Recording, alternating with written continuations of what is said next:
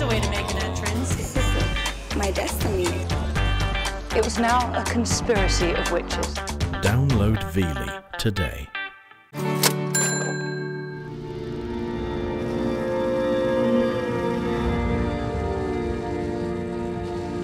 Remember the first time that I got on a motorbike? Just had this incredible sense that I could go anywhere, do anything, and you just want to ride and ride and ride. Like if I have a bad day, I go ride my motorbike. If I'm pissed off, I go ride my motorbike. If I'm happy and it's a great day, I go and ride my motorbike. I think motorcycles are the most interesting and curious mechanical phenomena because you straddle it, you ride it. It's a very intimate experience. There's nothing like it. I think it just makes the relationship with this machine, this curious kind of miracle of physics that is a motorcycle. It makes that relationship a lot deeper. It gets into your blood in a very real way, but it literally becomes part of who you are as a human being. And it starts to change you. And I think it changes people for the better. When you can sit in a room with people who have devoted this much of their life to it and look at what they're doing, you know they've got a screw loose, and they've got the same loose screw that I have.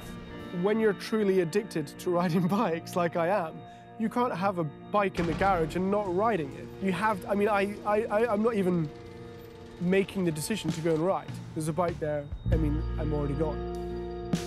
From a logical point of view, there is no reason for a motorcycle.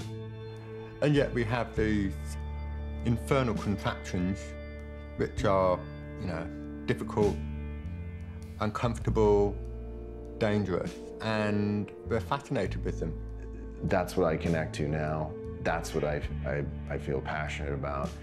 That's what, you know, gets me up every morning and, you know, and keeps me up late at night. This kind of two-wheeled transport device that is the closest thing to flying.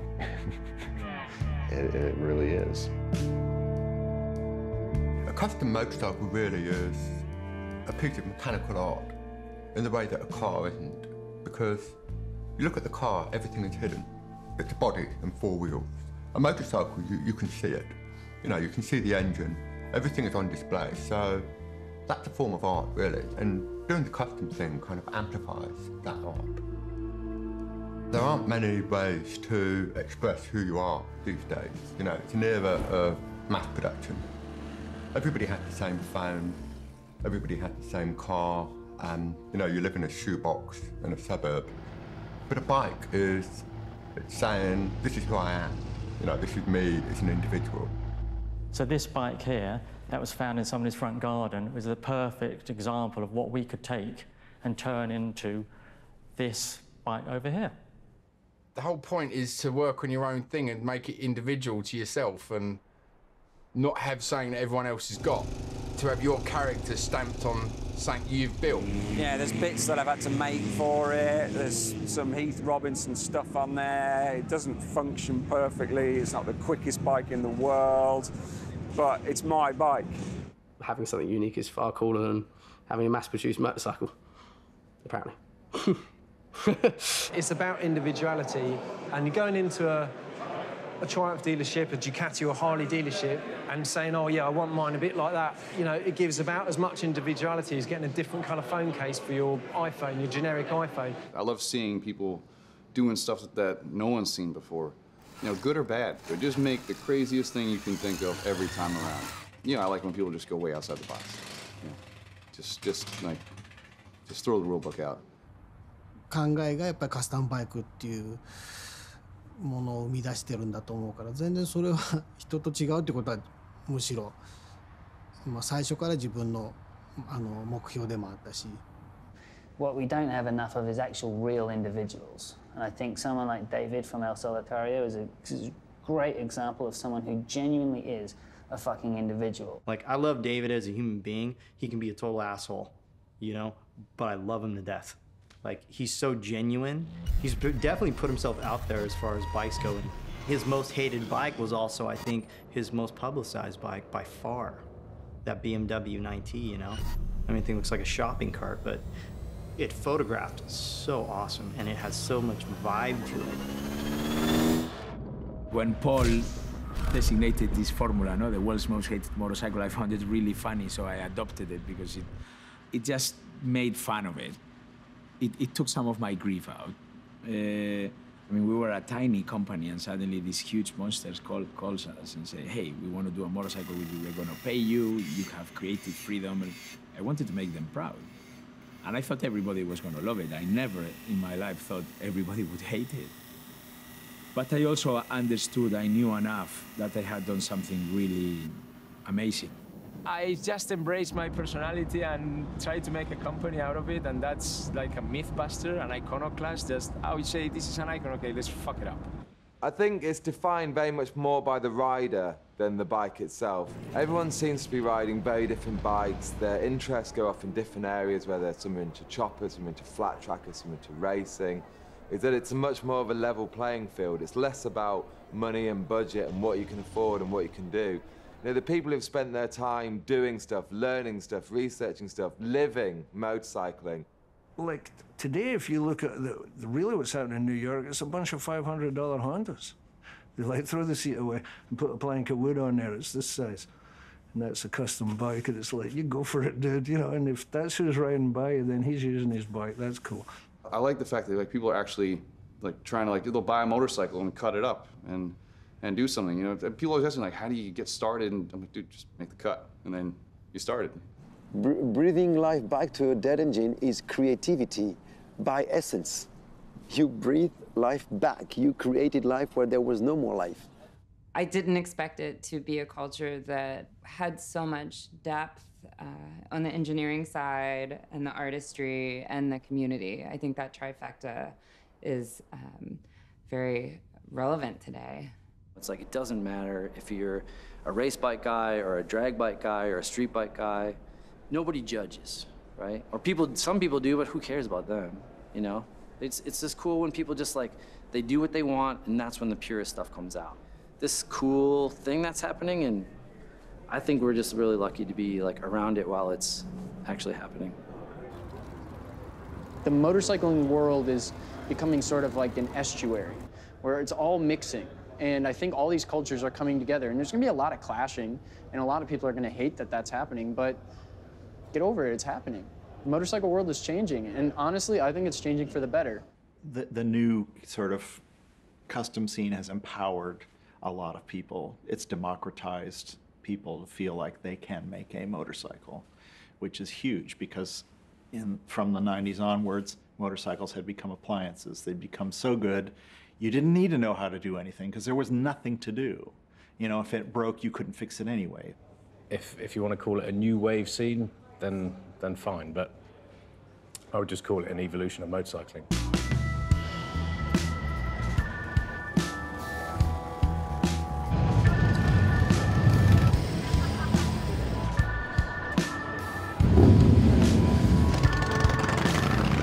Originally, it was a conversation that John Copeland had with Jeffrey Shad. There wasn't really a show that showcased builders in the aesthetic quality that they appreciated. So just giving a platform and an opportunity to have people show off their work, yeah. It's the Invitational because we go out of our way to invite someone to showcase something that they've created that we really appreciate. I think good work speaks for itself, and it doesn't need to be a certain style, a certain era, a certain period. You know, amazing work is amazing work, no matter what kind of bike it is.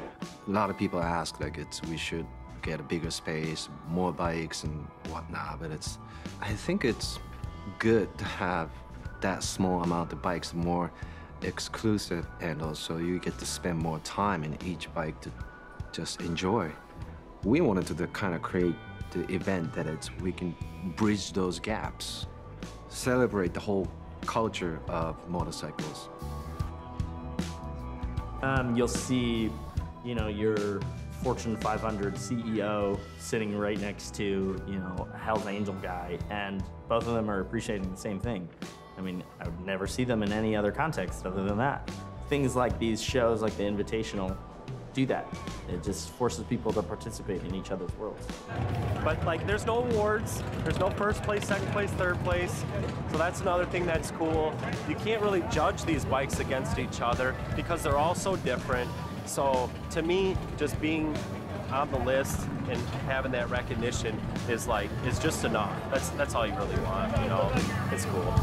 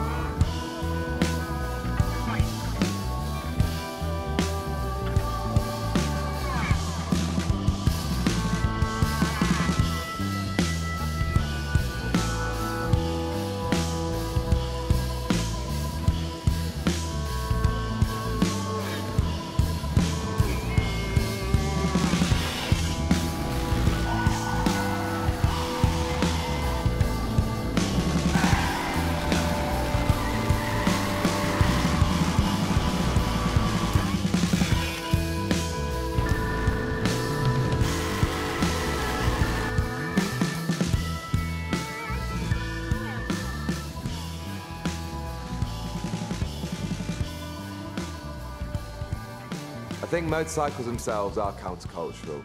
I mean, they're intimidating, they're aggressive, they're fast, they're dangerous. Ever since the first bike came, someone wanted to pull it apart, individualize it, make it faster, tweak it, and put their own personality into it. Motorcycles are cool. They have always been cool. And that if you had been alive in 1910, you would have thought motorcycles were cool because they were cool. And guess what? They still are cool. We're on this little tip of the present, you know, and there's 150 years of interesting stuff back there that's every bit as cool as what's happening today.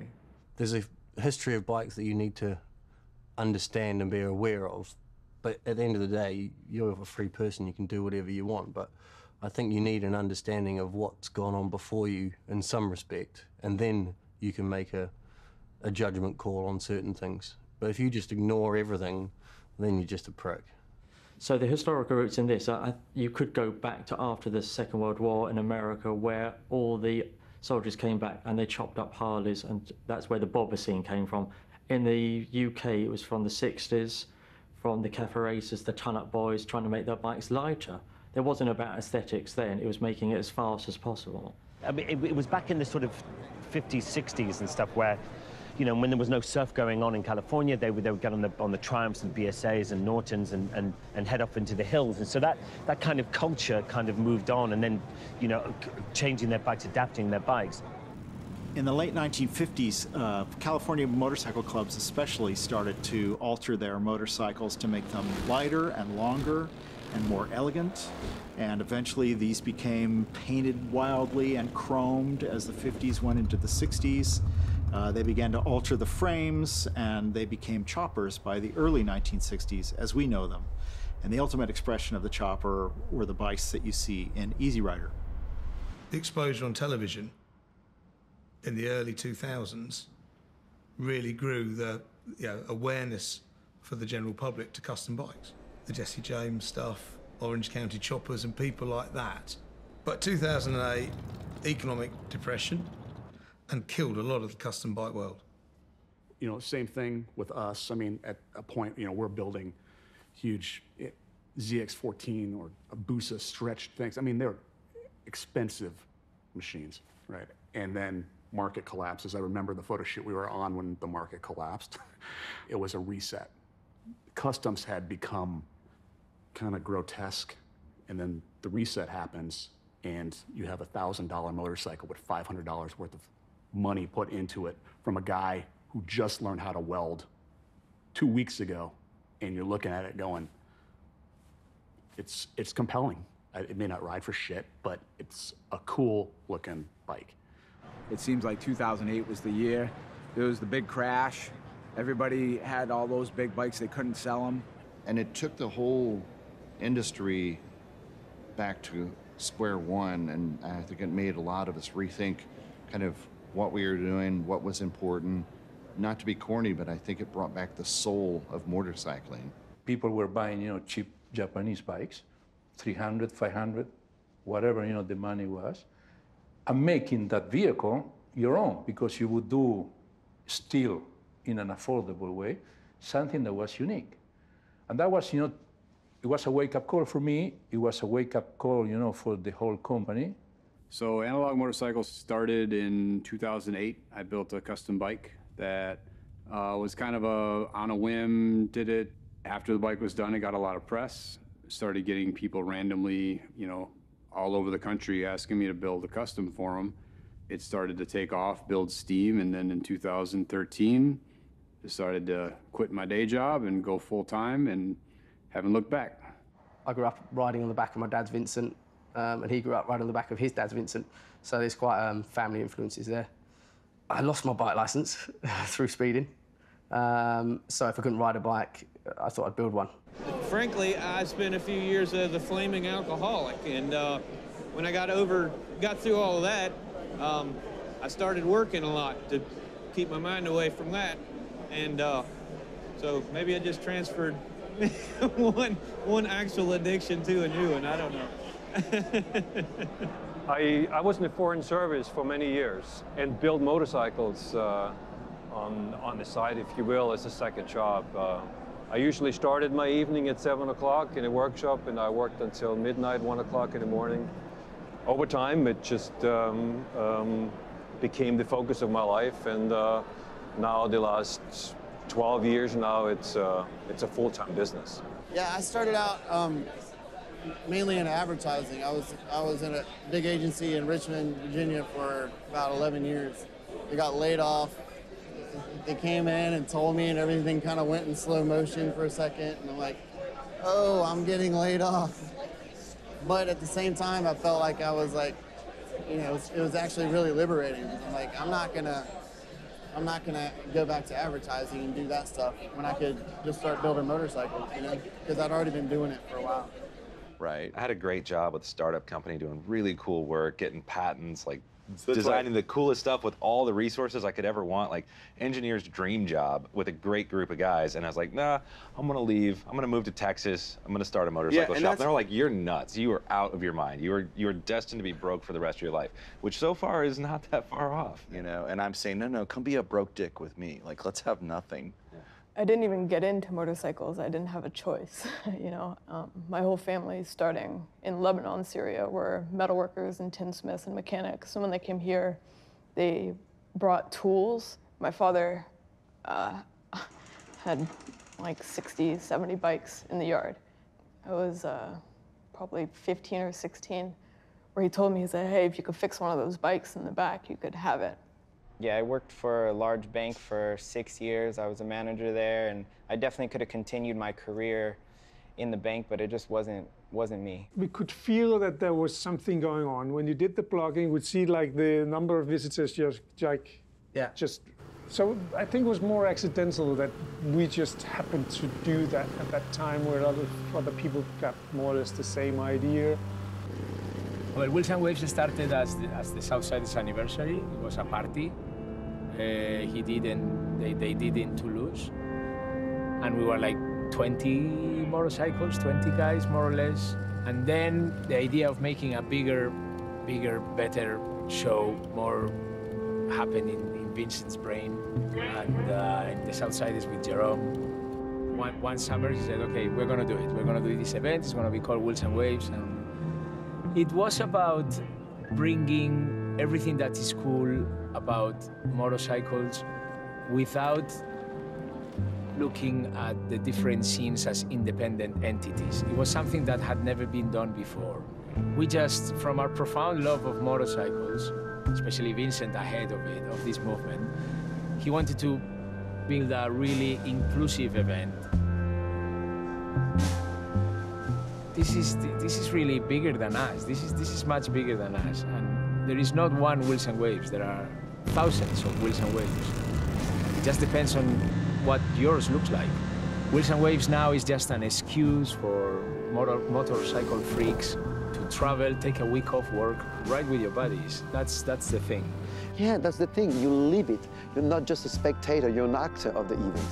The surfing competition, the punk speed competition, the dirt track competition, the ridings with the people, even the hanging out in the city with your bike and your crew.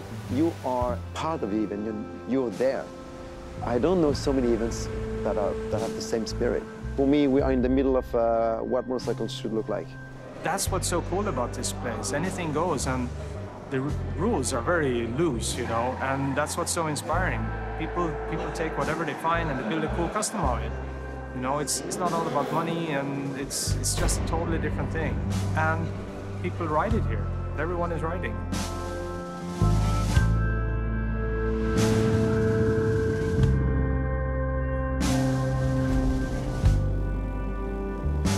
The very cool thing about flat track racing is that you can't go to a factory and say, can I have a dirt track bike? Because it doesn't exist. You have to build it, and after that you can race.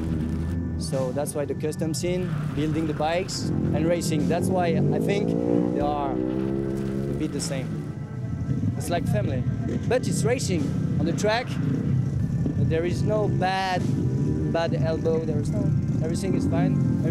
Everybody is our friend, but on the track, everybody's on the gas. And what's the first thing you do when you're a kid? You either try and wheelie a bike, jump a bike, or skid a bike. So if you're just going around skidding all day, what could be more fun than that?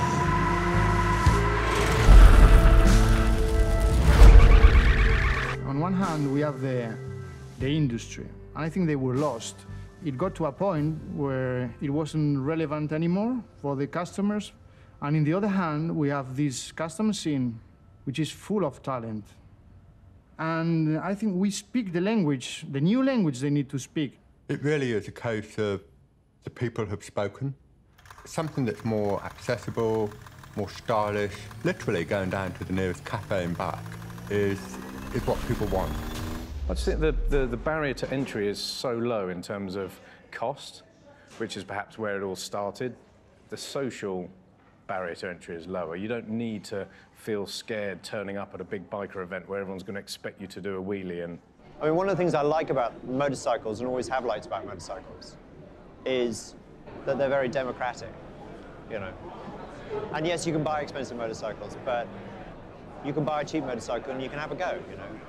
You know, you can pick a 1 to 5 on eBay for 400 quid, do your own little mods, and rock around town and be very proud of it, you know. And that's great, you know.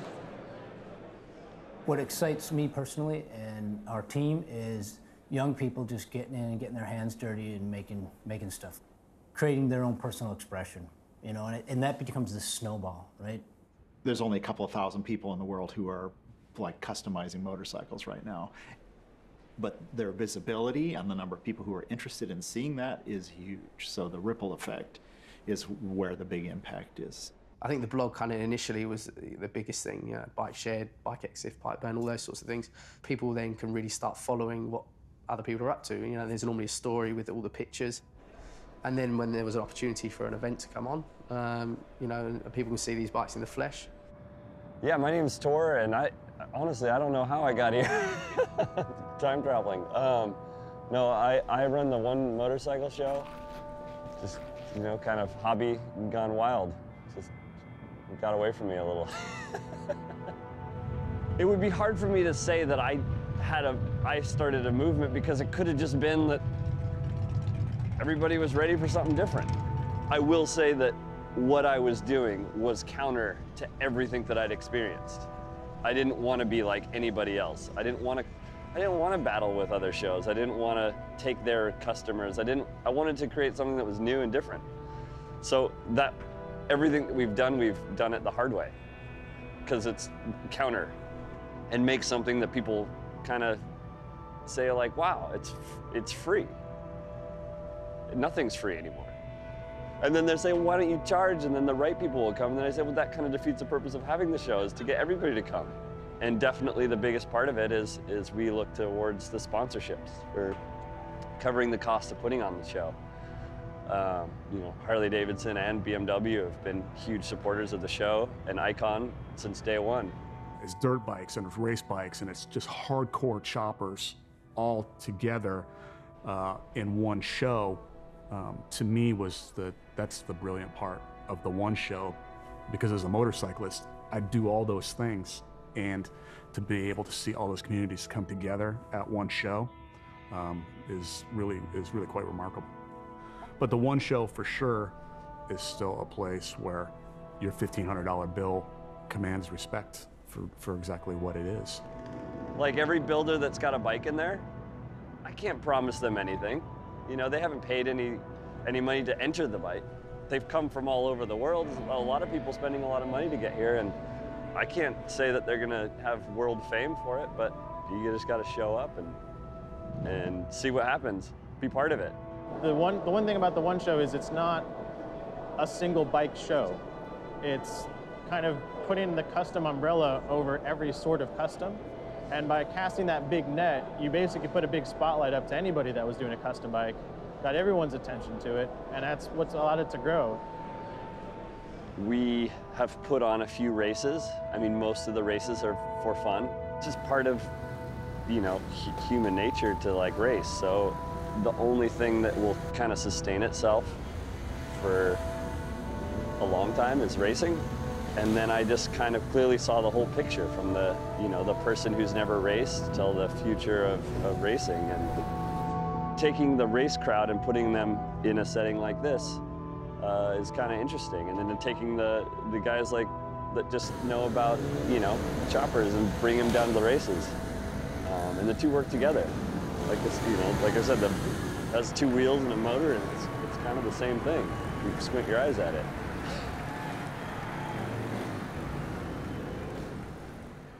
There wasn't, I mean, in 08, I think Facebook was around, but there really wasn't a lot of digital media or social media starting out. When it started to pick up, we jumped on right away. I mean, that was actually the first guy that I hired, was a guy that was a photographer that took care of our social media. That, for most people, is our marketing. You know, like that's the window that the world sees into analog motorcycles.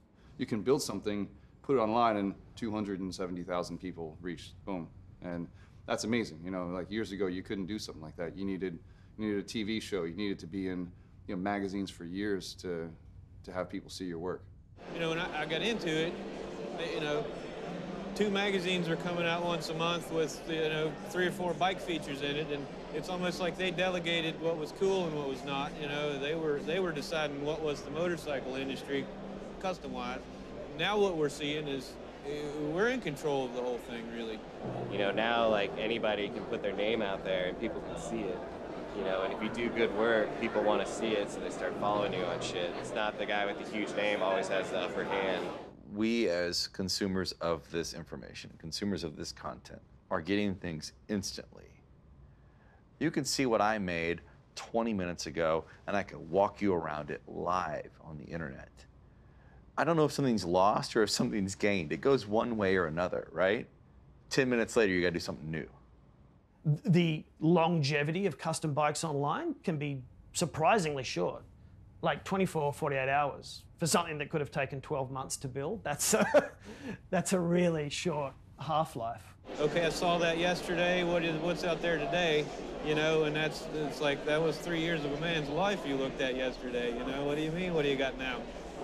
People come out and they're, you know, Instagram, they're Insta famous. They get all this going, and then the business comes after the fame. You know what I mean?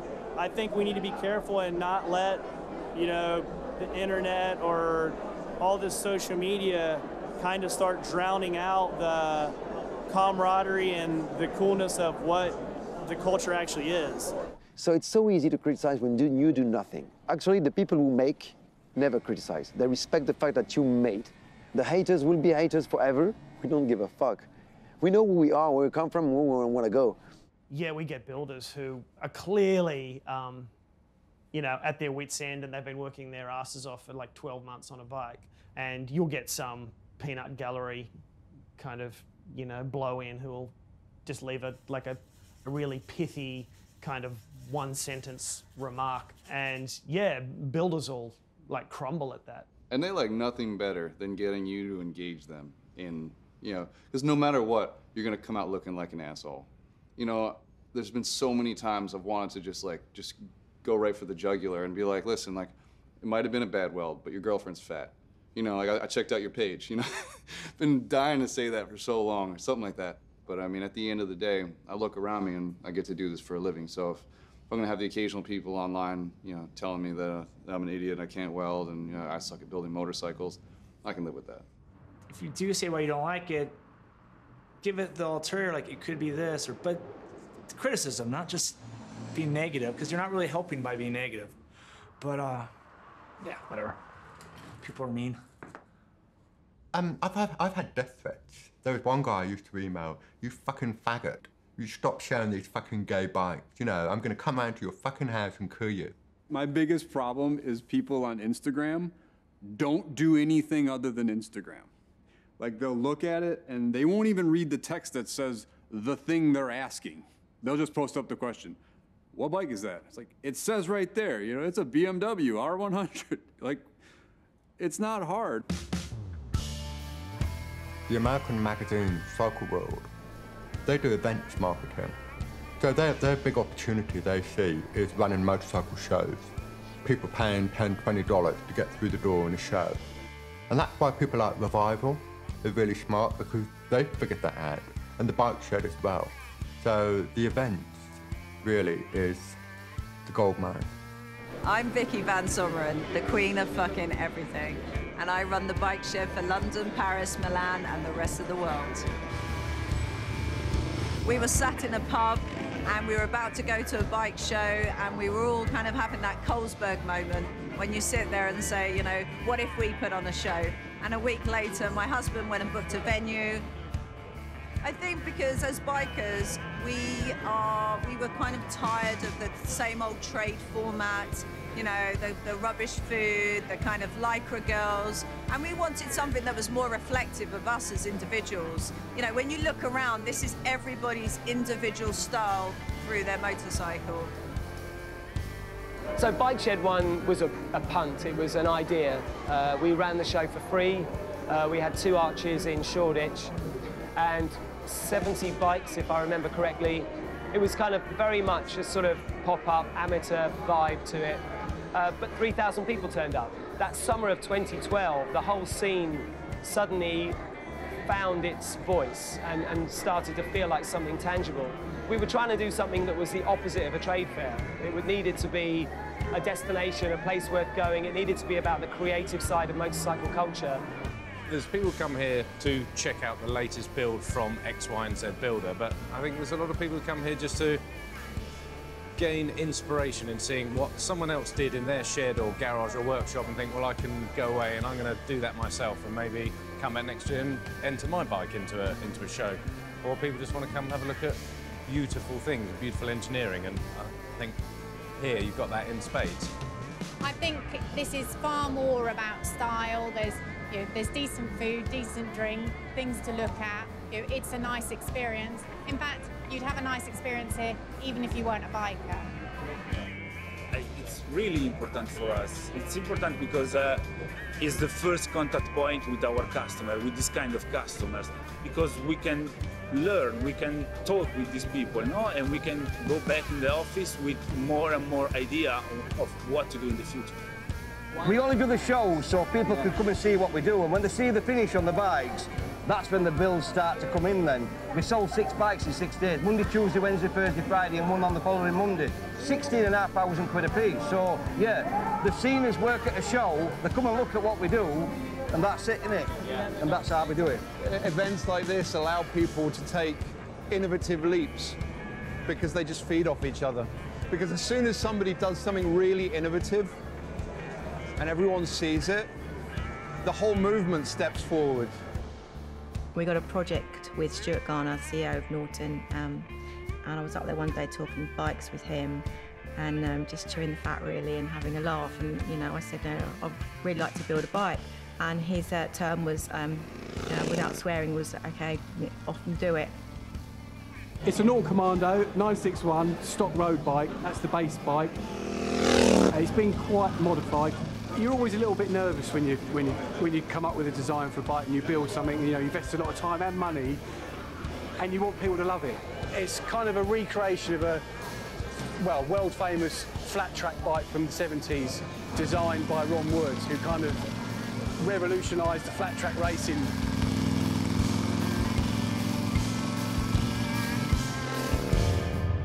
We have all this technology now. We have amazing motorcycles, amazing electronics, difficult to crash, reliable, everything you could want, really, you know, the benefits of progress and civilization. And we're really saying, no, we don't want that.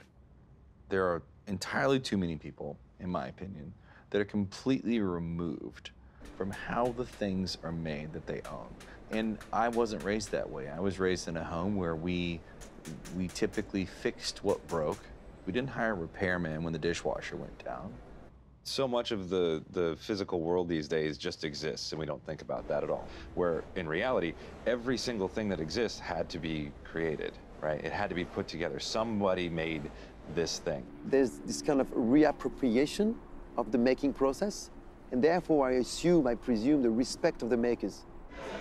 A few years ago, there was like a small amount of people, a small demographic that were interested in craftsmanship or the handmade thing. All of a sudden, there's a lot more people interested in the sort of things that I do. Yeah, everybody that I've ever learned anything from were 50, 60, 70, 80 years old. It takes a certain amount of money and quality and dedication that I have to have in order to put my company's stamp on it. It's a little sculpture by the time I'm done, and I love that. But if somebody just wants me to put some shitball logo on there, I'm not gonna do it. And so much effort and time learning how to do this, I'm not just gonna throw it away on some pile of shit. I mean, if you start off with shit, it's just gonna be a fancy piece of shit in the end.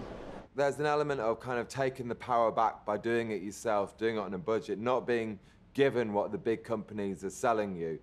The kind of people I'm getting coming to me are guys who are tech guys who just want to do something. They just want to make something. And they don't get that from their job, or they don't get that from daily life or whatever. So to do it in a bike is, and I can see there's tons of people like that. The sort of feeling you get when you've built something or even just had a go at building it, even if you buy parts or if you bolt on a part you bought, you know, there's still satisfaction in that. It's just nice to be given one small problem that might take a while to overcome, and if you overcome that, that's your, you know, you're good for the day. And it's even bigger, this feeling, when you build it by yourself, because you know it by heart. It's not just an object, it's a living object. I've followed everything on YouTube, and I've got my Haynes manual. I know exactly what I'm doing. My caliper is perfect. And I get out on the A12, have this stuff, and I go smack into the back of the car. The older and rarer the bike, the more I'm intrigued. You know, figuring out the sources, these old brown papers that have been crumpled up for years that are in the back of a manual.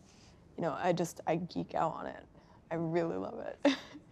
Any of the old bikes, they just feel different. You can hear them, you can feel the motor. It just feels like you're part of it. Almost like you're on a trip with a good friend, like it doesn't matter. Even if they're being a bit of a pain in the ass that day, you still know you'd rather be on the trip with them. Old bikes you can fix with 2 wrenches on the side of the road and go on about your business. New bikes, you've got to call somebody so they can put a computer box in there, you know? So that's, people talk about old bikes like, oh, they're unreliable, you know? It's like, no, I can fix it and keep going, you know? You definitely have to educate your customer on the reality of what they're asking for. They want something, they go into their garage and they push a button and it starts every time and it's low maintenance. Is it going to be a World War II era knucklehead? No. If you're going to spend 20 grand customizing a bike, do you want it to be worth 20 grand at the end? Because if so, you need to start with a Ducati or a Harley or something else that's got a bit of quality about it, that's got some perceived value. Because we know from experience that you can spend as much as you want, but when you come to sell a bike, if it's a CX500, they'll only pay what a CX500 is worth. And their argument will be, but it's a CX500. So we start always on older bikes from the inside out. Yeah. On newer bikes, we can just go from outside in, right? Yeah. We don't need to take them totally apart. 主にちょっと古いオートバイをメインにやってますから、どうしてもその古いオートバイの雰囲気を大事にするっていうそういうまあ風潮もあるじゃないですか。でも僕はそういうのあんま好きじゃなくて、最新の部品や技術を車両にフィードバックさせるっていうのがテーマなんで。It's the amount of bikes I've seen that have got Olin shocks and this and that, and you know they've spent thousands of pounds putting all this race kit on a 750 35-year-old bike that's done 150. What the fuck is the point in that? Do you know what I mean? What's the point? A lot of builders I speak to now will say to me, I won't work on old bikes anymore. They spend the first 100 hours of a build just stripping a bike and refinishing it and remaking it. All they've done is restore a bike. They've spent half the budget. And then they've got to spend the same money again to customize it. I think I prefer modern bikes because of the performance. I love big tires, big brakes, all the race shit actually. It's crazy to drive that kind of bike because you're flying, you know. You can't really get in and customize new stuff as much as you can old stuff. Like that's the thing. Like doing this 2017 model, it's like I can't rewire that thing. Like, you got to be an electrical engineer to rewire that thing, and even then you're gonna have some problems, you know. You can't really do anything with the injection stuff that without computer that only the dealership is allowed to have. I've also ridden some motorcycles that have been very declawed by technology. You know, you get on a bike and all of a sudden you can't do a burnout, you can't ride a wheelie, you can't skid the rear brake. I don't even want to ride it. I don't even care if it makes 200 horsepower. If you're stuck with a new bike and you can't change anything because the computer packed up or it goes into shutdown because it senses a new headlight being put on, then the whole industry is in trouble. When people come up and say, okay, a bike is like, that's the budget, but I can go buy a new bike for that price. Yeah. Yes. Yes. I can get a brand new one for that. Yeah. Yeah, maybe that's what already happened as well with the customers. It's like they're buying new bikes. And you can get new bikes that looks, you know, like a custom bike, if you don't know the difference. But it gives them a soft landing into the scene. People see a bike, they see the individualism of the bike, probably thinking, oh, this is awesome. I'm never able to build that myself. And in the past, that meant this scene's not for you. But right now, if you see new bikes coming out from manufacturers that have the same air to them as the bikes in this scene.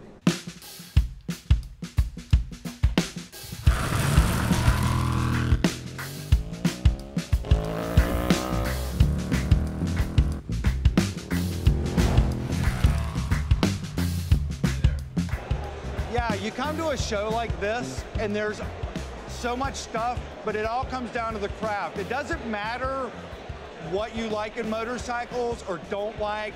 For me, it's all about the craftsmanship and the work and just the attitude and the style. And a bike doesn't have to be a trailer queen to be a winner. Yeah, I think one of the good things about these shows is, you know, most of us, you know, especially those of us that live in the colder climates, it's like we just in our own little world in our shop, just working away, doing all this. And I found that, like, over the years, my social life has become less and less. I think it's a good thing about these shows. It becomes the social aspect of the business, where you bring it out. It's like, oh, look, where have you been for all these months? Well, I was doing this. That's something cool. A show like this, the Hand-Built Show, proves is you could take any kind of bike and just build something really cool. You can go really outside the box no matter what. You don't have to have a knucklehead to build a cool bike. We would go to motorcycle shows, and it would always be the same fucking thing.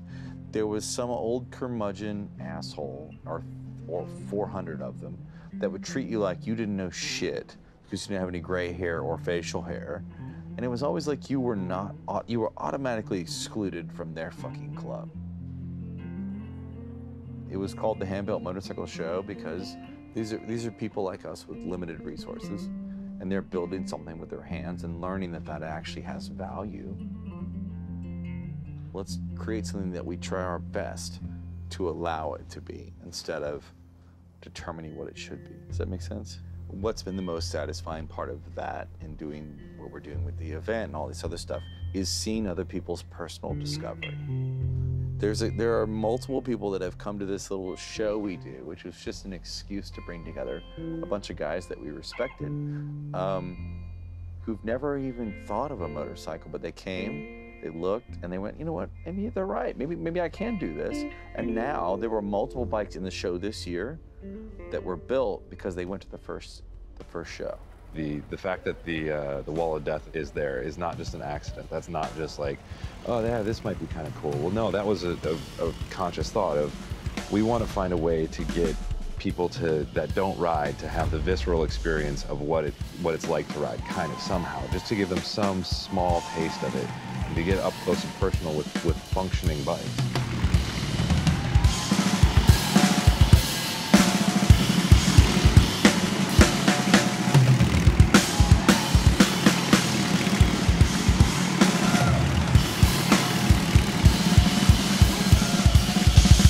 Before, it was niche and it was subculture and it was a little bit more people in the know, but social media has just attracted a bigger volume, and that means you do see more couples and more young people and more people from just outside the scene on the fringes. If we don't attract new people into it and make them passionate about it, motorcycles won't exist in 20 years' time. They'll be legislated out of existence. Yeah, we need more people with energy, we need more doers, and it's the young people who are kind of coming in from a new angle. They haven't been influenced in the past, and they're pushing it in new directions, and that's what any progressive culture needs. All production, all manufacturing, the ability to do things with your hands is largely exited. It's gone. Like, we outsource everything, and it's really, I don't think anyone expected it, but it's really our generation that's like, wait a minute, you know, like our dads or grandparents used to do this. Like, if they could do it, we can definitely do it. I'm so sick of these people that have been in the business for a long time getting pissed off with these newcomers. It's like, at some point you were a newcomer. It's like, who cares? Well, they were riding, 5 years ago they were riding skateboards. Who gives a fuck? Now they're riding a motorcycle. Good. There is a younger demographic that is interested in motorcycling and custom motorcycles and choppers and cafes. And it is affordable, and anybody can still do it. You've got kids of 22 right the way through to people who are 62. If they've only got $2,000, they can get into this. At the other end of the extreme, if you want to go to one of the well-known makers, put down £18,000, £22,000, you can do that as well. And again, like buying it, you can buy a 125 and make it cool. It's just cheap and affordable, and if you feel cool riding a 125 that you've pimped out, like, that's rad.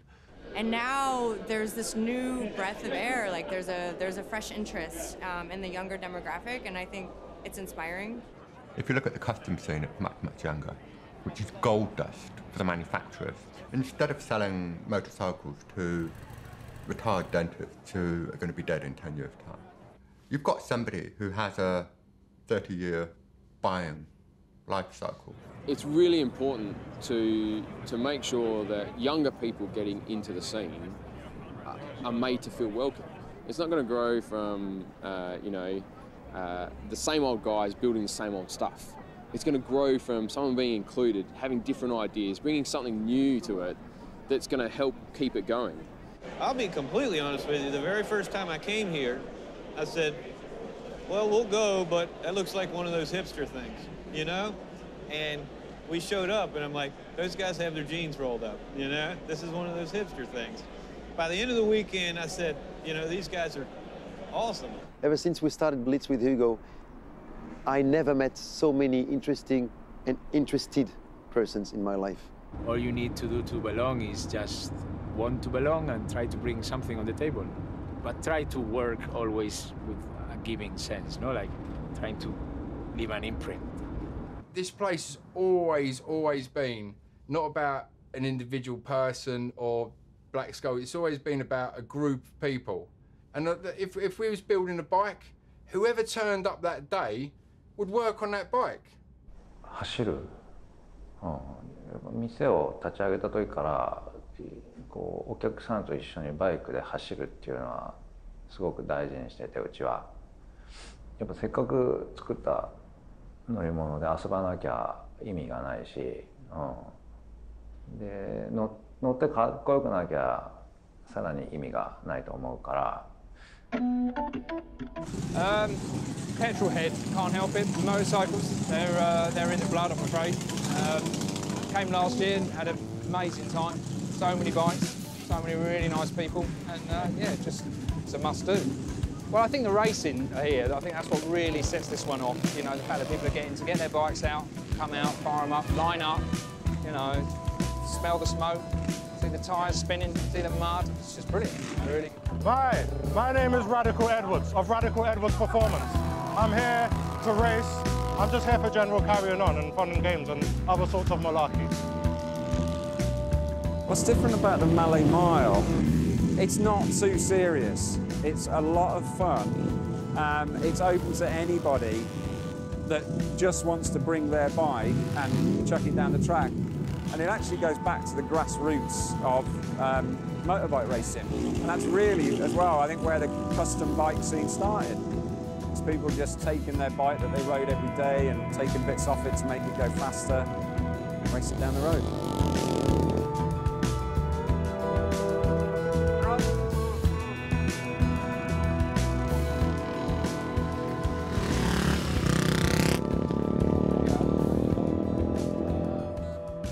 What the truth about is, it's a lot of people get the wrong impressions of it. They think it's a chopper show. Yes, it is a chopper show, but it's also a culture show. It's all see good bikes, be with your good friends, give people a bit of that sense of freedom, a little bit of hope, I suppose. A lot of people go, they got this want to be hard-minded image. You fuck up that shit, mate. It's no good, is it? Sometimes you want to let your head and just dance to the Bee Gees. Am I right? I like, yeah, the trip out's great, although it's a massive headache. And I will say that on camera, it's a bigger headache than any of you can imagine. Logistical stuff, councils, noise police, health and safety, fire risks, and generally the man not wanting you to have a good party, isn't it? Yeah, the chopper scene here at the Trip Out is like, this is what people would have done in the 60s and 70s that had the chops, and, you know, during the whole era of, you know, build what you got. And people were doing Triumphs, they were doing Harleys, just whatever they could get a hold of. And that's what you see here. It's not all about the shine and the sheen. It's about, you know, what gets you down the road. And so everything's purpose built, and that's what I like about it. Well, we brought a mini bike, and we were sitting there not doing anything on it, eating breakfast. And we said, yeah, we should build a mini bike, got a picture up, like a Taco 60s mini bike, 3-speed with reverse, so 4-speed, I suppose. What else have we got on it? Wheelbarrow wheels with a CG125 rear sprocket. Got a Showfield pass, yeah. And we're going to try and do the chop slalom still on it. It's a bit wet, so the tyre compound's not really ideal on it. But yeah, if we can enter it, we will. Everybody wants to come to Dirtquake. It's the coolest go fast event. I've heard all sorts of wacky and weird rumours about it all, but I'm here now and yeah, looking forward to it. I'm weird and wacky, so why not get involved? It's a dirt track race mainly for people who may not have raced dirt track before, to give them a taste. It's not professional racers, it's amateurs, and some of them are very amateur. And some of the amateurs are quite professional, but no one's here for the money. No one really cares who wins or loses. The spectators don't know who wins or loses. The only guy who cares who wins is the guy who won. And the guy who came second, he would have liked to win. No one else cares. You don't need a race bike. You don't need any experience. You turn up and race. It's just something different. It's not bloody racing showroom motorbikes that are all the bloody same, that all make the same noise. It's a celebration of happiness, first of all, you know, and happiness on two wheels.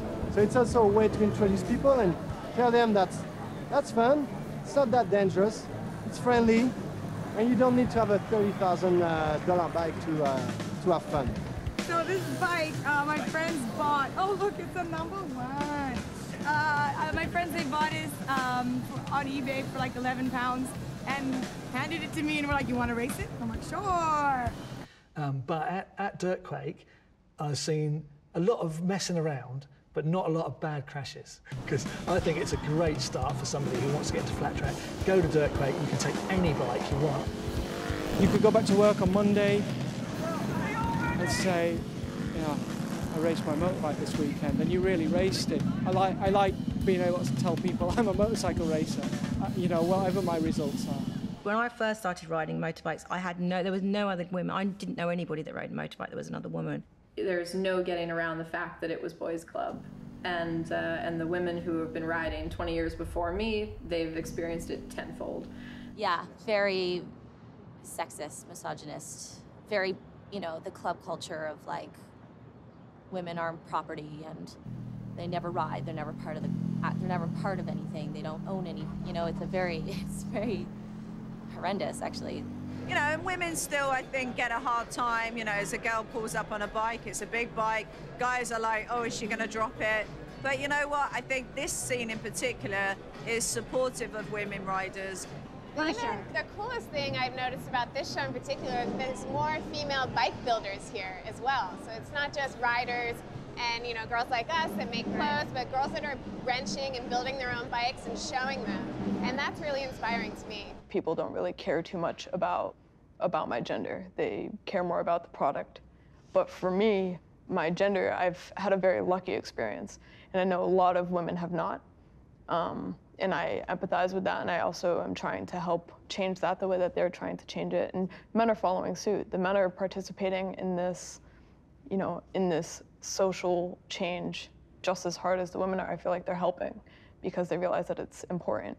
It's a far more inclusive market. It's a far more both female-friendly and, I think, to a certain extent, family-friendly. And what's amazing is that the bike media, the traditional bike media, doesn't seem to have noticed. I see way more women on the road. I see more riding groups pop up, and you know, I see a lot of it on social media, which is great. That's where a lot of people are connecting, and where we encourage people to connect as well. There's a big buzzword all over now about feminism and women doing it for themselves, and I think motorcycling has just maybe become a part of that. I think it's kind of like a good timing thing, with the custom scene coming to the fore, and then it happening around the same time as a lot of other things in women's lives. We have the potential to change the industry for the better. Women are fitting in a different way. They're exposed directly to stories of other strong women who are coming up on their own and doing this. But right now, you're dealing with a lot of women who are best known for Insta fame, and that's dangerous. They're riding, they're racing, they're doing really interesting things, but it's really easy to write them off. Looking at some of the more trendy Instagram photos and things for women in motorcycling that are happening right now, you can look at it as an extrapolation of old easy riders in a negative way, or you can look at it in a positive way, because they're not draped on the bike not moving, they're riding it themselves. It's a fine line to get a woman on a motorcycle, to empower her as well as the machine. And I think a lot of my fellow photographers actually fallen down at that, whereas being a woman and shooting women has actually been a lot easier for me than it maybe would be for one of my other colleagues, you know, men colleagues, that is. It's more about women opening up motorcycle riding to other women right now, and the community that I've met through that is just amazing. We did not mean to start Babes Ride Out at all. Anya and I have been friends for a little while, and we wanted to go camping together. And then we decided to open up to everyone, so all women. So we posted a really shitty Instagram flyer, and before you knew it, we're getting messages from girls from all over the United States. It just grew exponentially as we used social media to reach out and try to meet these ladies. It just creates this kind of like safety bubble. No one's cooler than the next person. We're all the same this like one weekend. To see like a 6-year-old grandma hanging out with like a 21-year-old girl that's like, they're having a beer together and talking about where they ride, who they are, what they do. And I mean, the idea of teaching women how to ride, or at least giving them their first go on a bike, me and the girls kind of got together and said, well, our boyfriends taught us to ride in like Asda car park. What do girls do if they don't have a friend or a boyfriend that just has a little bike that they can give it a go on, but they really want to get into it? My thought was create a network that's based in something deeper than Instagram hashtags and a t-shirt you can buy for $10 and actually connect these women. So yeah, we look like we're having a blast on social media, but it's so much deeper. It's truly a network. You know, with the younger generation maybe of motorcyclists, it's a little bit less like you're a female motorcyclist, you're a male motorcyclist. We're all just motorcyclists. Like, right. The distinction is not so important anymore, which I think is really cool. I think there's many times in my life where I've asked myself the same question. You know, why do I build custom bikes?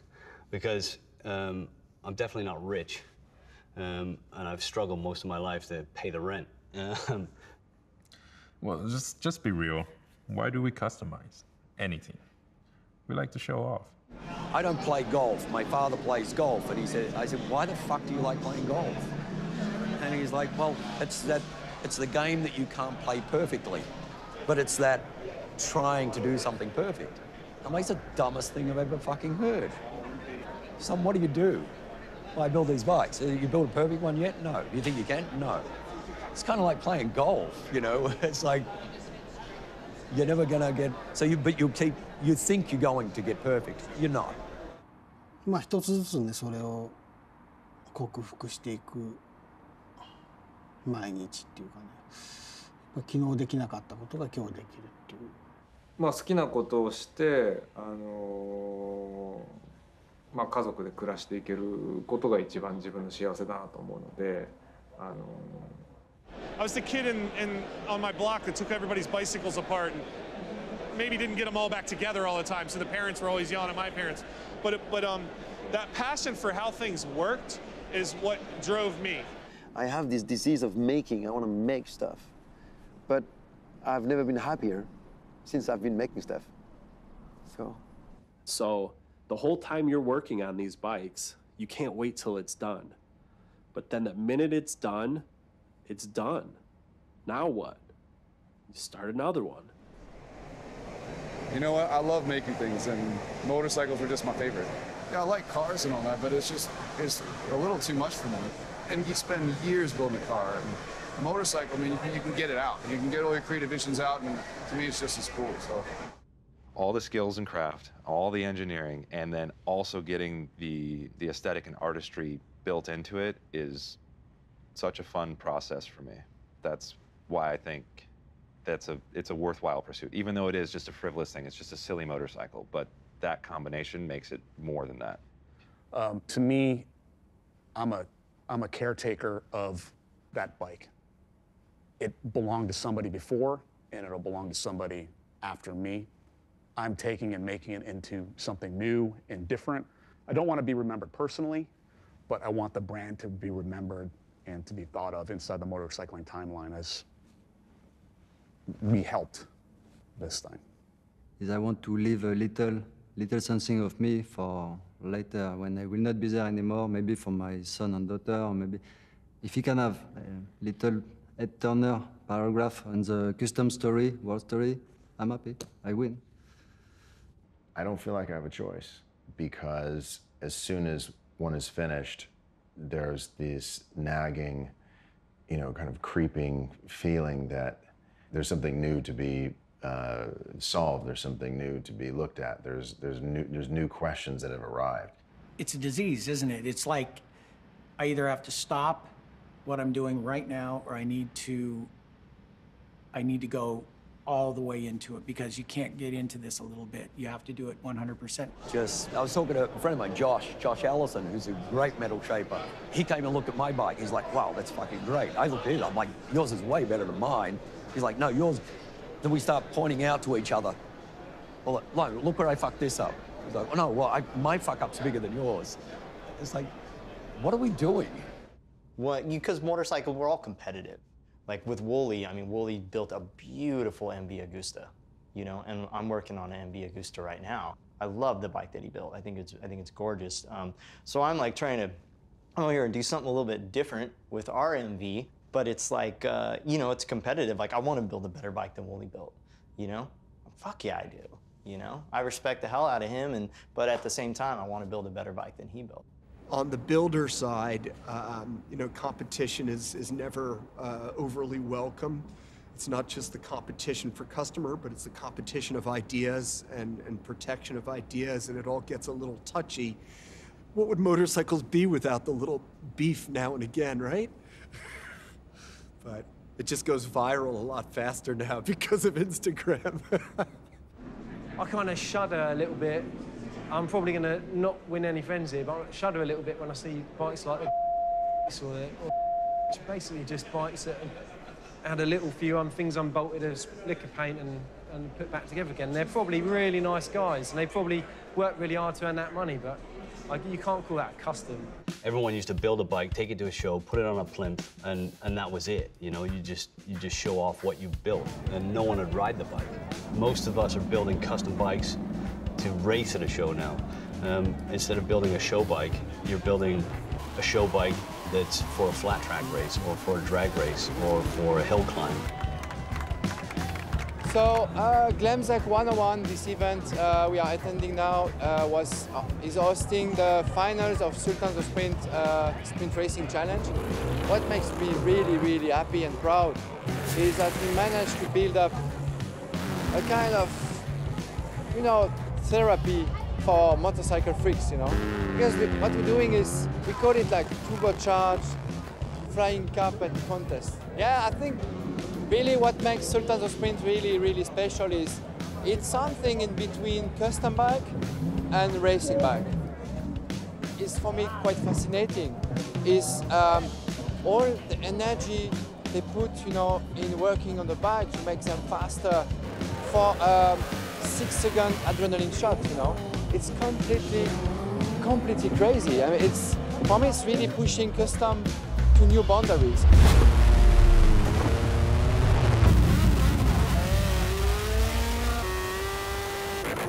The economics of building bikes have meant that some people have excelled and other people have fallen by the wayside, because it's not really a good way to make money unless you're very, very organized or very talented. You've either got to create a brand that people will pay money for, or a product that people feel is value for money. It keeps going because people are so passionate about it, and for them, making money wasn't what got them into it in the first place, and for them, all they really want is a way to keep doing it. I'm in business to make money, obviously. I'm only concerned with having enough to feed those kids and go back tomorrow. Everybody I know in the bike building world that has a bike building company struggles. I don't know, maybe other people are getting rich doing it, but I sure don't feel like I am. The enemy of the builder is the time. It's always the time. I don't know, working for 10 hours, charging for 1 or 2, there's just nothing in it. And if they were all brutally honest, they're probably earning £1 or 2 an hour. Yeah, a lot of people enter the custom bike world with a passion, which you need, but they get taken advantage of. People get them to build bikes. They don't pay them what it costs the person to build a bike, but they try to get it on the cheap. Take advantage of that person's passion. You know, so if somebody tries to sell a bike for 40,000 bucks, it's a lot of money. Well, you got $25,000 worth of parts in that bike. If it took that guy 6 months to build that bike, he made $15,000 in 6 months. You know, if you're building a bike and you start from scratch every time and hope to find a client who'll buy it, you'll go broke. So we launched a sort of concept for a batch build, and the bikes were a success, but we didn't really sell any. You know what I mean? You can build what you think is the greatest bike in the world, and you've got 1,000 hours in it, and then nobody likes it. So if you get it on a commission and you build it for him, and as you go he's paying and so forth, he's never happy. You never get to the end of that job. You can't make a living out of that. But it would be very easy to be seduced by Instagram and things, to think that there's a living to be made easily in the custom bike scene, you know? And then you have the business people who figure out how to sell swag and parts and things like that. I mean, Roland Sands is like the apex guy. The big thing for me is I'm not down there working on bikes all day. A lot of what I do is convince people to spend money with us. I look at it as a business. I don't look at it like I need to do this entire project on my own in order to make it authentic. And then when you start to try and put the numbers in and start to put the business model together and start to actually figure out, like, what's the economics of how this works, you find out that there's no data to go on. There's no real tangible information. So you've got to make stuff up. And then you go, well, this is all bullshit. The custom motorcycle thing is cool, and it's great, and it is a business, but to be successful at it, we all have to do something else. You know, our parts line is what actually brings in the steady income on a regular basis.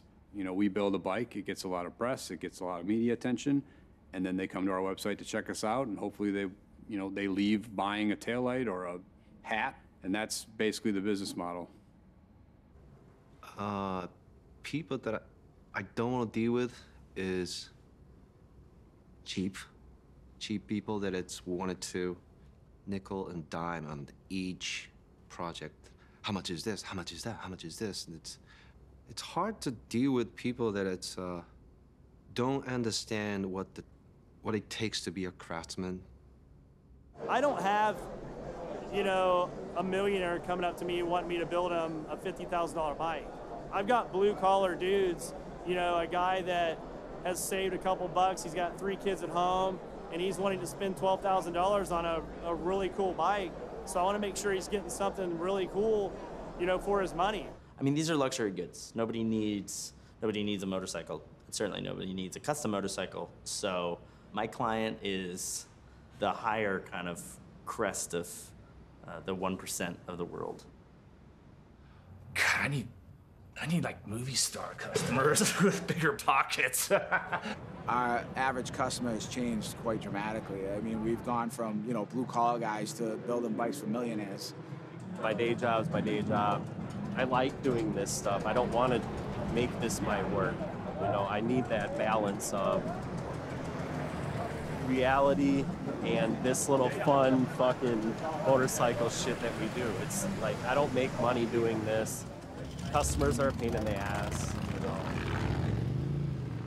Sometimes it's pretty hard when a guy's been thinking about his bike for the last year and he's got all his ideas on paper and he's got everything that he wants together, and then you've got to bust his bubble because then he can't afford what he wants. The first question, you know, what does it cost? And I say, well, you know, it can cost $700 or $70,000. What do you want to spend? So the prices, I keep it pretty simple. I just think about how much time's involved and how expensive it's going to be. You know, it's I could build a bike for 20 grand or 100 grand. There's no set thing where like I don't have a minimum price. Right now they start around 18, and they go up to about 40. So, and honestly, it's like surprising how easy it is to spend $35,000 on a $35,000 bike. They end up going into personal collections, and that's really what I can say about it. The level of collector has to be consistent with the build. And I've just been really fortunate that I've aligned with people that get what I do. Yeah, Mama Tried is very unique. So you can go flat track racing on Friday, you can go to a show on Saturday, and on Sunday you can go ice racing. So to have a flat track race in an NBA stadium is pretty spectacular. We're really into dirt tracking, flat tracking around here. That's like a big sport in this area. So we were like, well, how can we do it in an indoor race? So we thought of the Coke syrup thing, and that's how it started. We knew the hooligan thing was happening.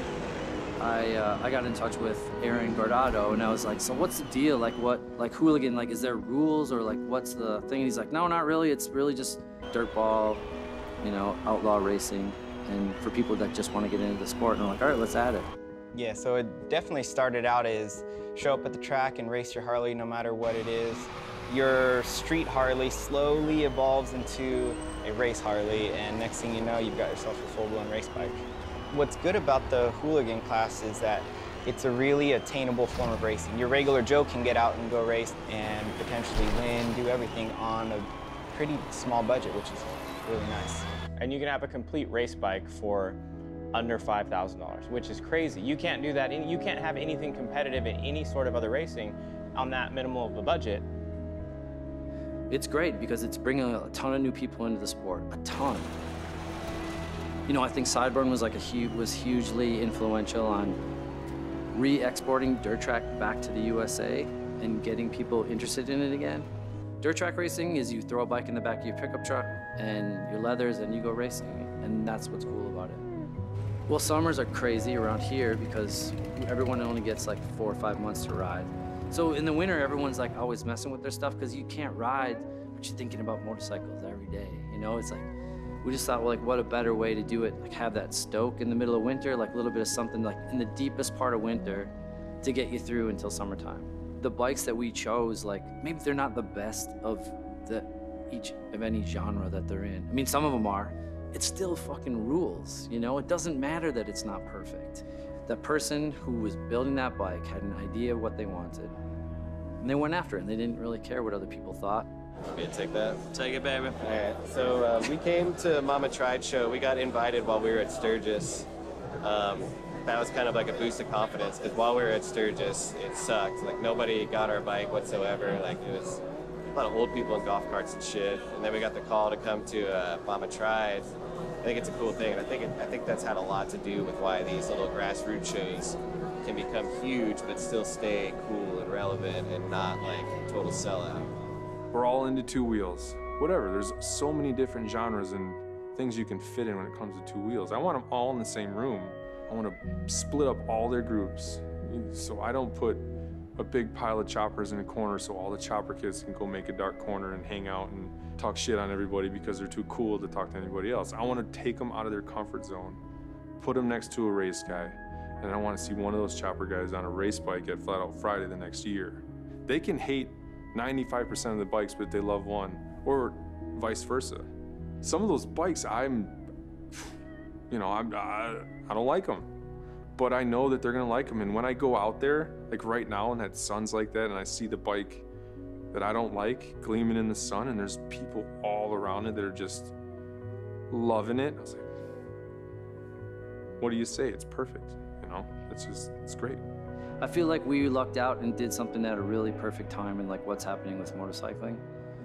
It's just like, maybe it'll be like this for a long time, maybe it's just a little space in time, but it's cool to be around it while it's here. Winter time changes between ice riding and building.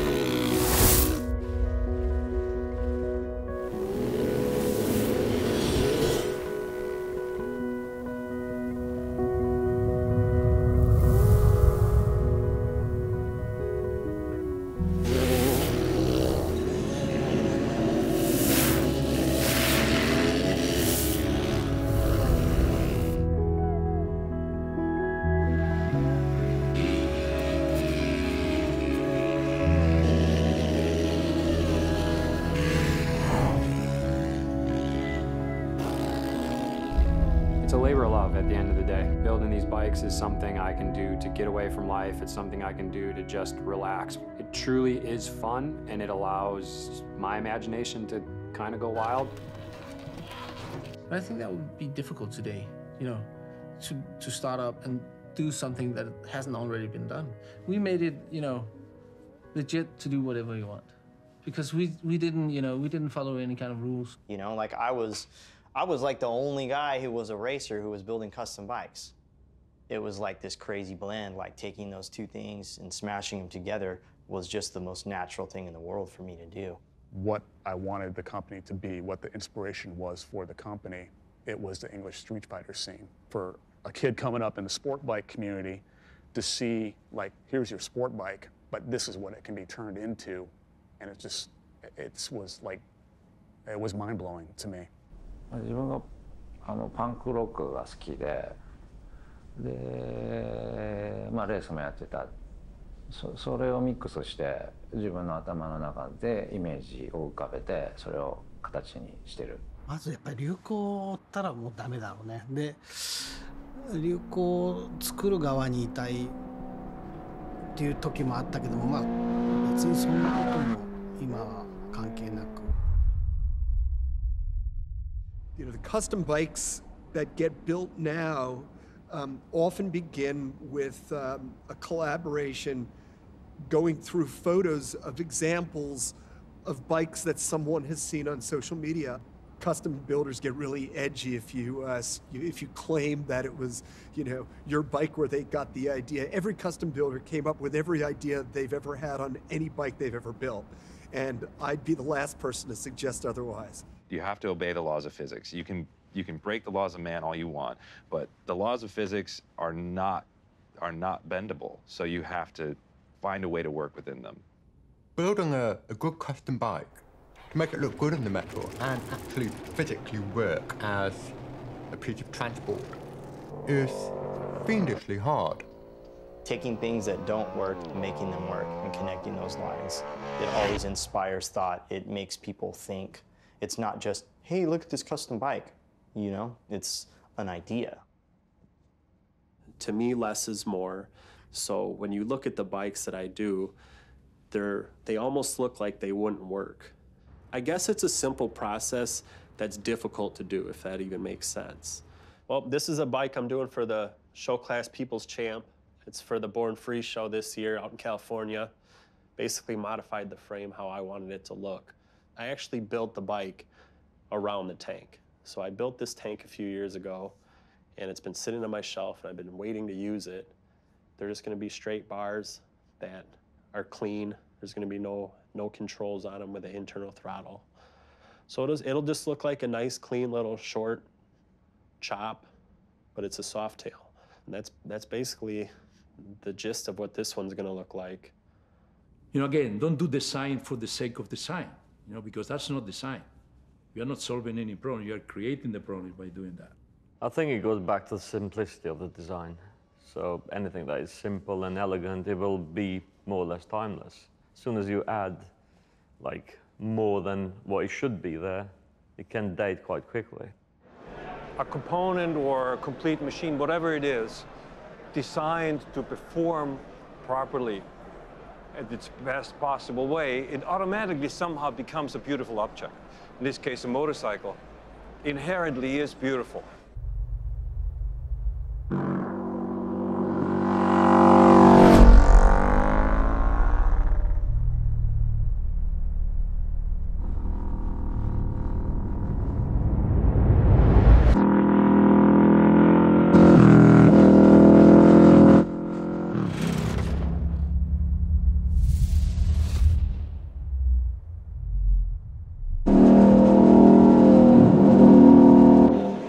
I'll block an engine up against the wall, move tires back and forth, get the wheelbase things down to where, you know, I'm starting to feel it, and then I'll take pictures of it.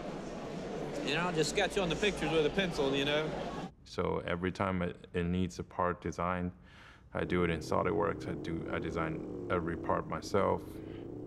I'm a designer from the first to the end. どんな形のバイクを作っても自分が作ったっていうことが分かるようにしたいっていうのがあって、あえて自分のタッチを残すっていう意味で。Recently, I had the opportunity to kind of build a bike with my own aesthetic. From that, kind of opened up this huge door to make me want to come to work and create art that happens to be on a motorcycle. Typically, I like to try and get as much creative freedom as possible, but some customers just want to have some certain say. That definitely disrupts the creative process. So, you know, we try to do a couple spec builds a year where we just build what we want and sell. Customers obviously bring in money, so we try to do a few of those as well. Some are great and some not so great. There are times that people will come in and they'll say, hey, I saw this bike on Bike Exif or, you know, Bike Shed or Pipe Burn or whatever, and it's like, I want you to make me this bike. And it's like, no, somebody else made that bike. That's their bike. I'm not going to make that bike. Or if they ask us to repeat what we already made that they saw on Bike Exif, I'm like, no, I'm not really going to. No, we don't. I want to do that. That's no fun. いいものはできないですよね。だからそのうちの一つのことですよ。お客さんとの関係なんていうのも。ビルダーだけのエゴで進んでも、それはお客さんのものじゃなくなっちゃうし、いいものじゃないですよ。May I negotiate for wildcard every time?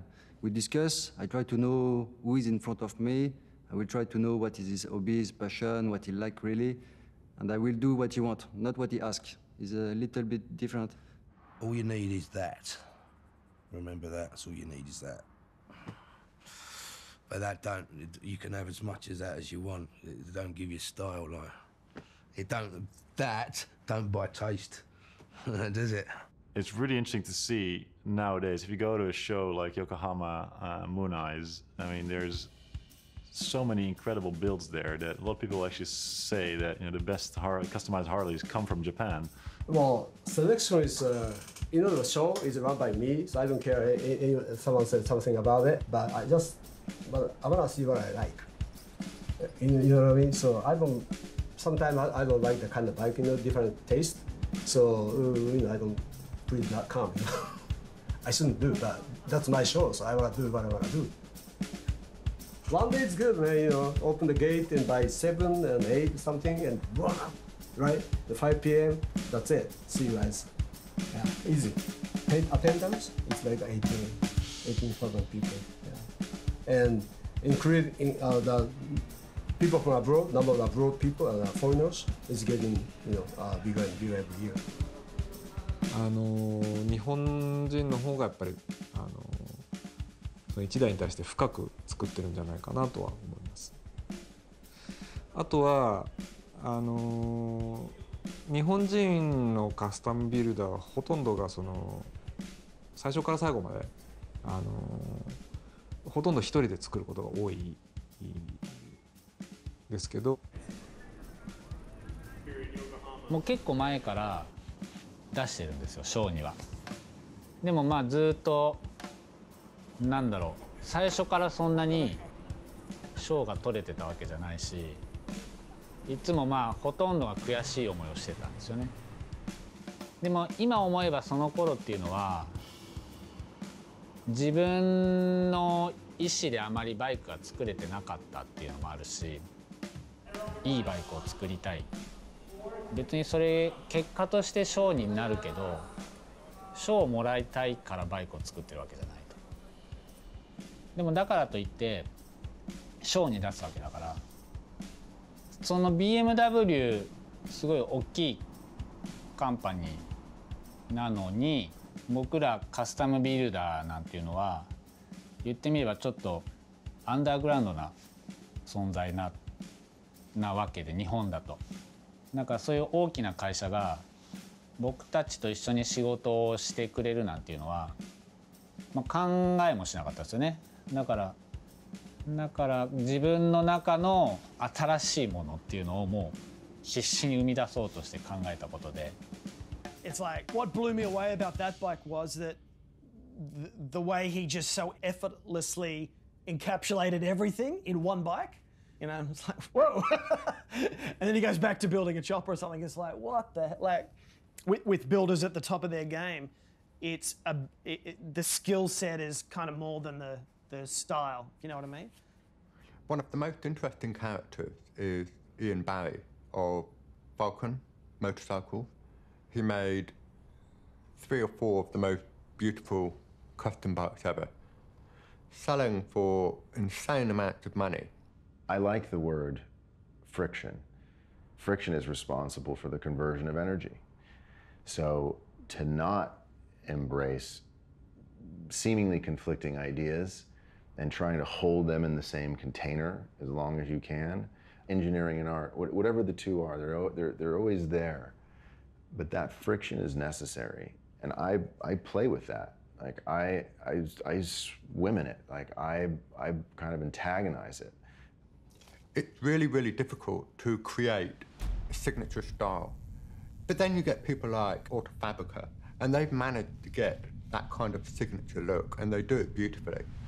We've got DNA that we've developed from very, very early on, so it's very easy for us to sort of apply that same principle, the same formula to anything that we build, and it kind of designing a bike that doesn't conform to a trend, but almost like gives a nod to whatever design era you want that bike to be applicable for, and having a modern take on it.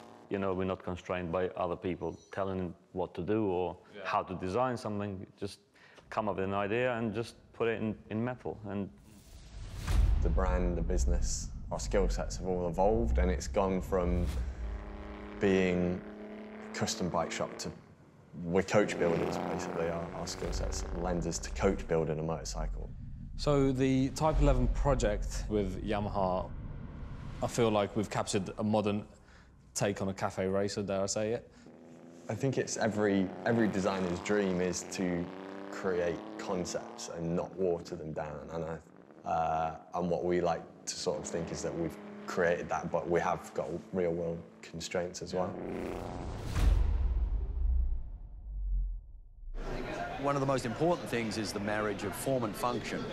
And, you know, I like to have something aesthetically pleasing, but it has to work too and perform the function. So there's often that compromise. It's the left and right side of the brain, which it's like turmoil. It's your fucking brain's fighting with itself.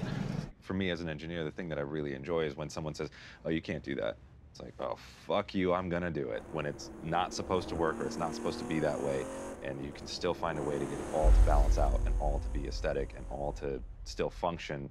I want somebody to be able to ride around Europe, ride around America on our bikes. But if somebody else wants to do a show bike, then maybe they're showing their skills off rather than actually talking about a bike that's rideable. It's just saying, this is a piece of art. Custom bikes are as rideable as the builder wants them to be, really. So the first thing is they all have to work. So I ride them all. They all work. Even if it's going in a museum, that's a given. You know, every part on the bike, handmade or if it's something I find, it's got to work perfectly. I would want my bikes to be ridden as hard as possible. And that's typically what I tell my clients is, you know, I put several hundred miles on your bike before I gave it to you, and now I want you to ride the absolute piss out of it. I can think of nothing worse than just to like sit and look at it. Like, I'm flattered, I'm also insulted simultaneously. A bike has to have its look, it has to have its image, but I think that a bike that's not ridden is it's defeating its purpose for being.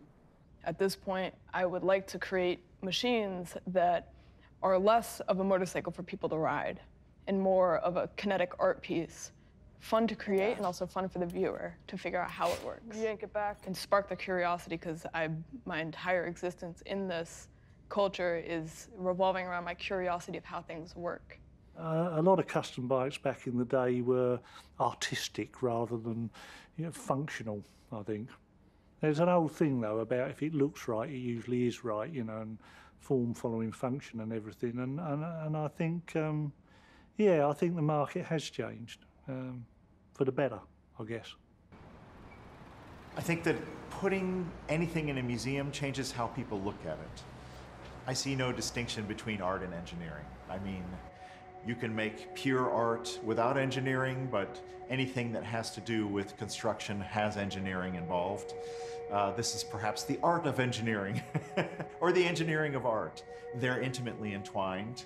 So the Custom Revolution exhibition is an exhibit of 24 motorcycles from around the world, a remarkably diverse collection, peak examples of a renaissance that's happened in motorcycle culture in the last 10 years. I was asked by the Peterson Museum if I was interested in helping them put together a show. So it was amazing to bring all that stuff into an actual museum. There have been a lot of shows, but there's never been a museum show featuring this scene. And it doesn't represent any particular style, but it does represent a movement and kind of a cultural moment. I've been calling this a renaissance in motorcycle culture, the likes of which we haven't seen since the 70s. So in this instance, I'm hoping that framing them within a museum will make people think a little bit differently about what's happening with motorcycles. They're eccentric, each one of them is unique, but they're design objects. But they all needed to be special, so I thought, okay, we need wow bikes. So what connects all these motorcycles is a purity of vision and intention, but mostly it's the success of how they've realized their ideas. You know, these trends will go away, but the style remains. Yeah, it's one of the first times that I've been aware in the motor industry where manufacturers have actually listened to what people want. Before it was this is what you need, this is what you must have. Now it's like, shit, we've got to work out what you guys want, otherwise you're going to go and buy the other man's one. If you look at Yamaha, BMW, Triumph, Moto Guzzi, they are actively courting the custom scene. Yeah, I mean, if it wouldn't have been for this whole scene, I think we would never have made a 90, for example. But when we started seeing the shift towards these kind of bikes, and you saw this whole new wave custom scene, that really triggered us to start working on a bike like that on our own. We saw, you know, there's definitely an audience out there. We are more or less the 30% of the total sales of the company. Until now, we sold something like 46,000 bikes.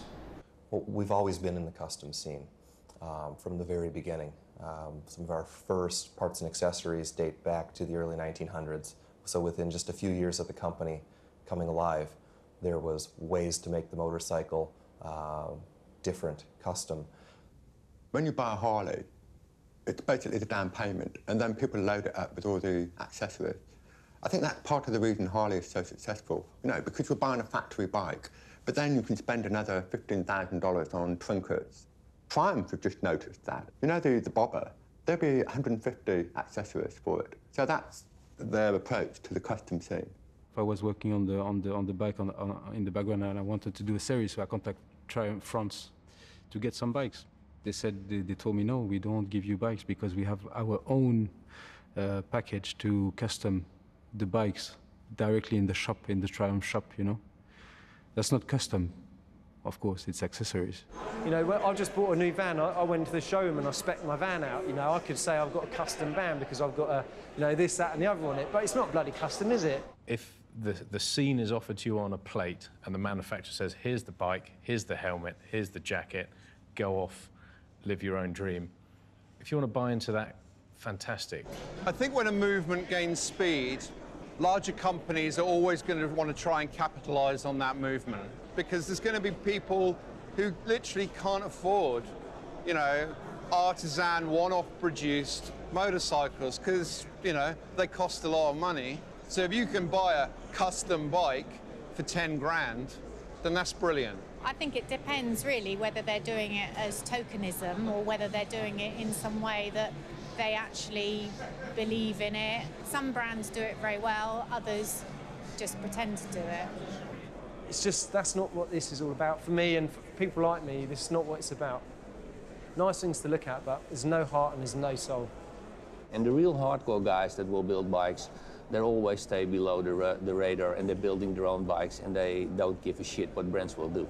It has to be one person with one vision working on a concept. It's not a corporation that says a custom bike should look like XYZ, or we're going to make 10,000 of them, or even 10 of them. It's a one-off. It's the line between true life and lifestyle, and true community and corporate. Essentially, what the manufacturers are doing are using us to sell bikes. Custom bikes that have been funded by manufacturers to appeal to an audience. Is that, you know, is that kind of marketing gone mad, or, you know, does it defy the, you know, what it actually means to have a custom bike? I mean, a perfect example of that is a manufacturer making a bobber. Like, when you think about that. So that bobber's possibly the worst bike I've ever seen in my life. I mean, it's just the front half of the Bonneville with no thought applied to the rear end of it. And the one thing that actually really fucks me off about companies like that is change the name of bikes. Don't call a bike a bobber because that is a style of bike. And now if you Google Triumph bobber, their fucking bike comes up and you want to see Triumph bobbers. I don't think it comes through as genuine to people in these subcultures. I think they feel like it's a money grab, and it turns a lot of people off because, I mean, we all got into this because it was something different.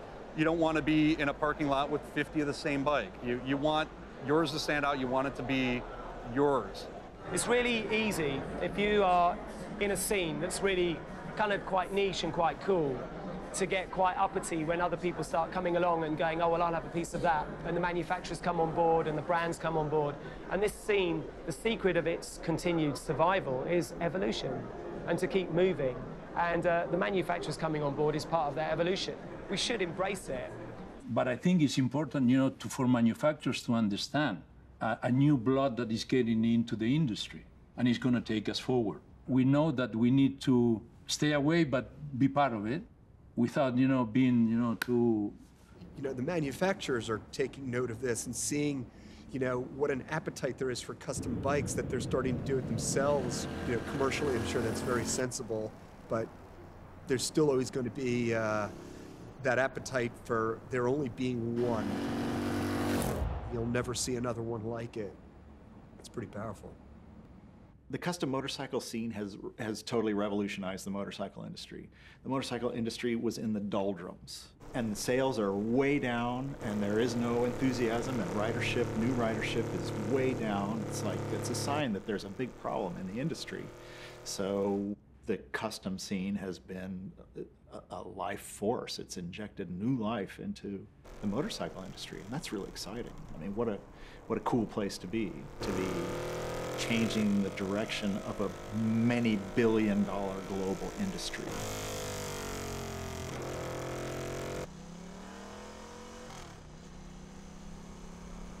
So we have this is an official customization program.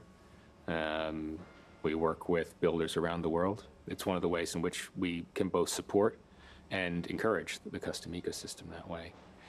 Within India, Royal Enfield has been the most customized motorcycle for a very long time. The world of customization allows us to maybe be seen by people who wouldn't necessarily have considered our brand. There's a lot more to Royal Enfield, and by doing these customs, we can hopefully broaden people's perception of what that is. So yeah, the Sinaroja brothers were an interesting sort of coming together of things, quite accidentally. Rahul and Birju are Indian brothers, Indian company. Everybody's living in Leicester. I love the story about the fact that, you know, we were Indians, we grew up with these bikes, we grew up in India. We were sort of set free to do whatever we want. You know, as long as it was a cool idea, they were always on board. So it was like friends, just hanging out, building bikes, rather than a corporate giant saying, here's a bit of money, do that, I'll see you in 2 months' time. Yeah, so basically we were approached by Adrian from Royal Enfield saying would we be interested in you know, working with them, and we would be getting the Interceptor to work on. And obviously we jumped at the opportunity because, you know, the guys at Royal Enfield, they've got an amazing team.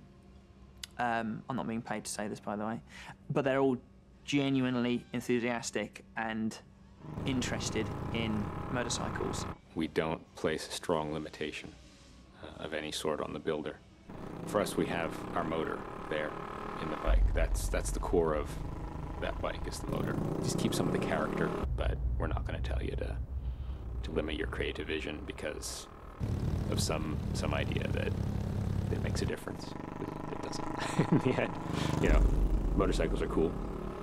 The cooler the motorcycle, the more people will like it. You want, please make us a cool motorcycle. You know, with in-house builds like Lock Stock, those are where we want to really sort of push the capability of the bikes to the next level. This is why we bring in Harris, you know, just because they are chassis masters. This, it's been great. Yeah, it's been really good.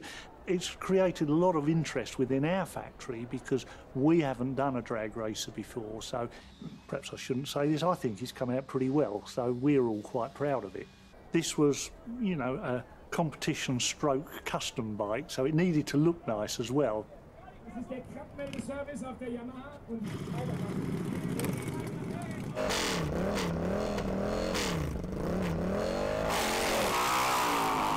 In terms of creativity, El Solitario of Spain, they're kind of in a different league, you know. They march to the beat of a different drum. They make truly amazing machines, really, really controversial. I mean, we have a voice. We have a voice in the motorcycle world, and for good or for bad. But at least we have the right to choose who we work with. And with that voice, we decide how we use it. So we realized we were strong at communicating and working with others. So that's how the Desert Wolves were born. When we first started talking about Desert Wolves, everything seemed so complicated. We were so excited. We couldn't believe we were going to make such a dream project for us. So it was too beautiful to be true and too difficult to be possible, it seemed to us. And one thing we love in El Solitario is like jumping into the void. Well, we always have to, when we start a project, we have to be loyal to ourselves and to what El Solitario is. And people, well, brands wanted to work with us. It's because they like what we do. I mean, the motor of the Desert Wolves was was collaboration. It was in the center. It was the central axis of the adventure. We wanted to do absolutely everything, and from the helmets to the packs to the tents to the motorcycles to. When David from El Salutari approached us for his Desert Wolves project, he was looking for a very cool-looking fabric. So we wanted to develop a comfortable, lightweight, protective denim that even passes the CE standard. We had been flirting for a while with El Solitario. He approached us to say, we're trying to do a project which is trying to show a more adventurous side of a motorcycle, and we think it should be a Harley. Said, okay, let's do an adventure. Of course, it's a Solitario, so there is a high level of abnormality. We're gonna go to somewhere impossible with an impossible motorcycle and impossible clothes, but it's gonna work. Just leave Western civilization and get into the sands of the Sahara. We like their attitude because they're sort of that embodiment, right, of sort of the hooligan approach to Dakar riding. Imagine for Harley Davidson to develop a scrambler program, make it real, that would cost millions.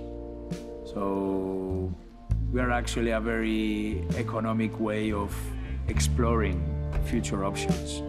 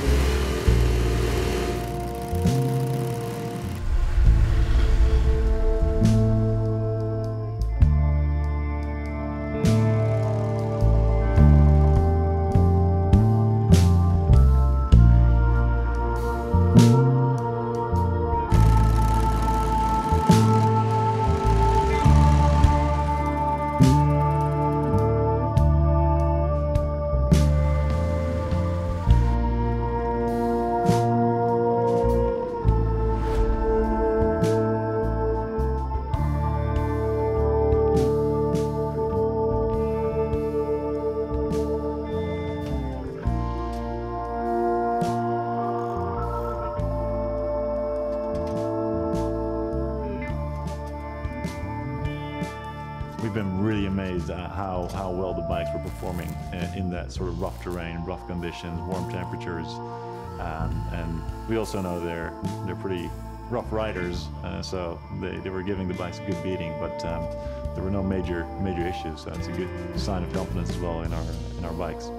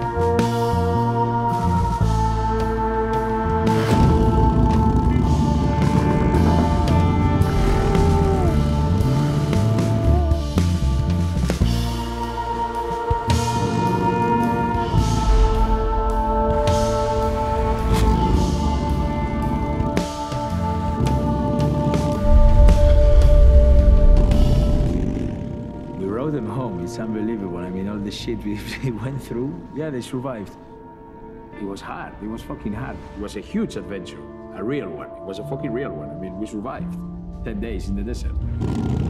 I never enjoy the victories when they happen. I enjoy the victories afterwards, in the aftermath. That even after a war, I can't.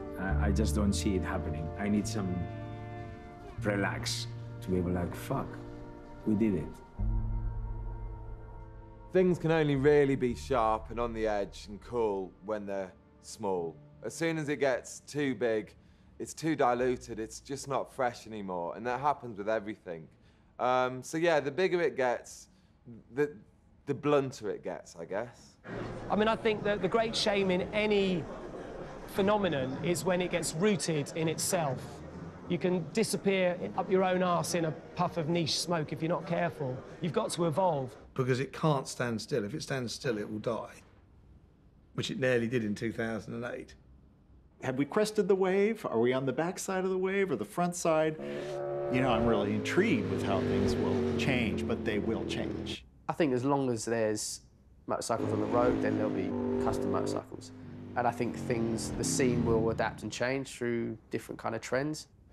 Yes, like many other things, you know, social media opens a window on any niche, you know, worldwide, and there's guys interested. I thought it was gonna do, you know, like a fucking souffle. The only risk is if it grows too much, we lose the spirit, the philosophy.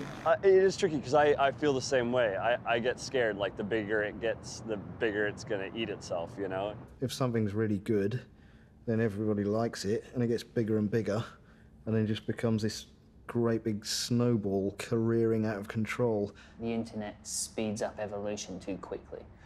And we should have been allowed to have 10 or 15 years before it really got bitten into by the big corporate companies. And then it becomes generic and they whitewash it all and it becomes kind of a pastiche of itself. You know, and once again, I mean, you say people buying, you know, cheap motorcycles and fixing them up, but I don't see that nearly as much as I see people buying $10,000 motorcycles on a credit card.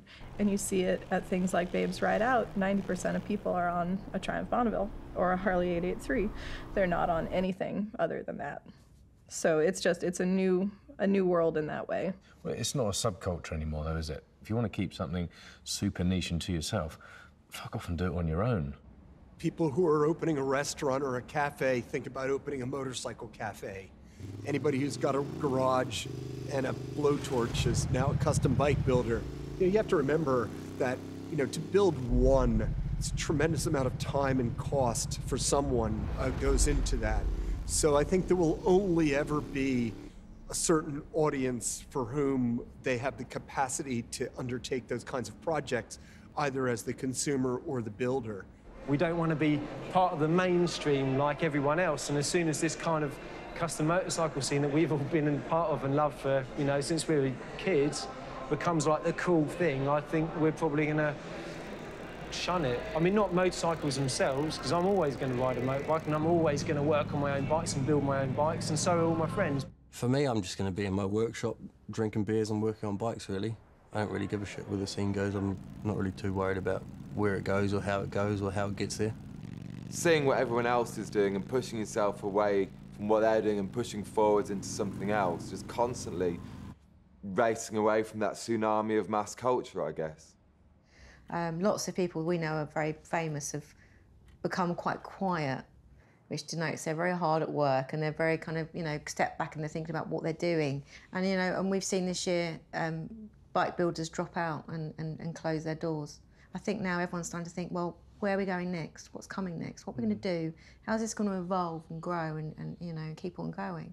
And it will, but it's just how that's going to happen. Personally, I don't have any option. I don't have any training or any qualifications in any other direction. I don't have any fallback. There is no pension, there is no whatever, social security, nothing. So there's just kind of doing it forever. There is no plan. Let's be honest, the combustion engine is not going to be around for that long. So let's enjoy it while we've got what we've got, and then when the next thing comes along, let's make that, you know, let's make that great. And the people who do adapt are going to be the ones that will always be the trendsetters or the ones who come up with exciting new ideas. And I'd like to be one of them. I'd love to get my hands on an electric bike and try customizing an electric bike, because I definitely think that electric bikes are very, very close to being where we're headed. Once you are understanding that today, the guy who lives in Santa Monica is connected to the guy that lives in Milan and the guy who lives in Jakarta, and understand that the problems we have right now facing us, they are all the same, then electric bikes or alternative vehicles, as we call it, make a lot of sense. Electric bikes are here, and they're viable, and they're a lot of fun to ride because they have 100% torque at 0 RPM. I mean, that's a recipe for yeehaw. I would like to see more customizers embrace electric bikes and think about other things.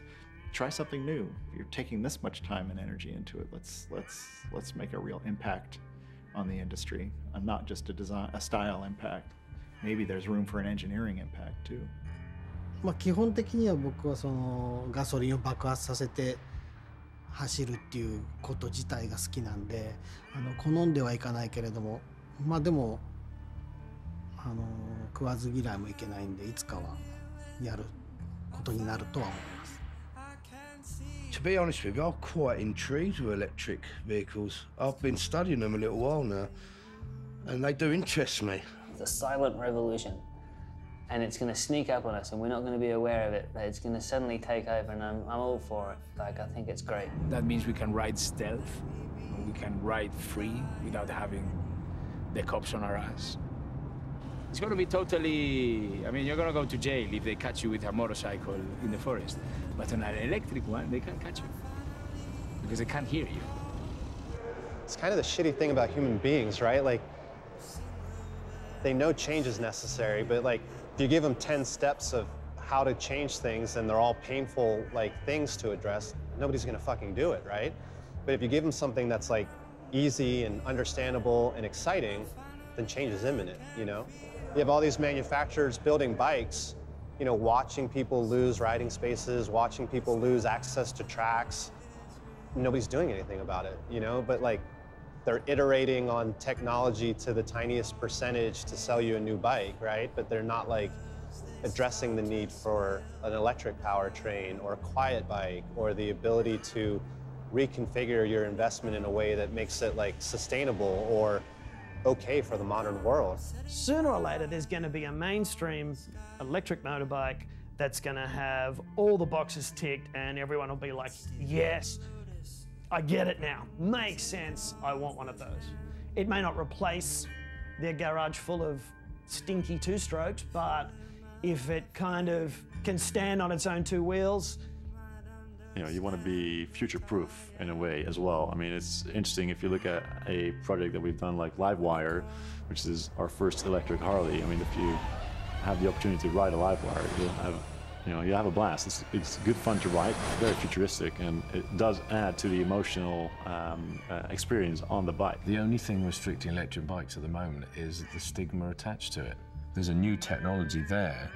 The world's changing, and you can either embrace that or not, but those that embrace it will be producing some really fantastic bikes that won't have an internal combustion engine. The biggest thing was it was the potential behind them. What can we build here? We don't have to adhere by any of the things that we have to worry about. I can chuck away the rule book. I don't have to worry about exhaust, heat, vibration, fuel, oil, nothing. It's a really interesting prospect, and that's what I'm looking forward to from a customizing point of view.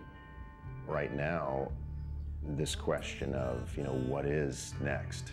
The notion of a true motorcycle for the 21st century, which I haven't seen, which doesn't exist. And I want to be there, to see it, to ride it, maybe even to make it. And I mean, that's a really powerful idea and something that, my hair just stood on end thinking about it.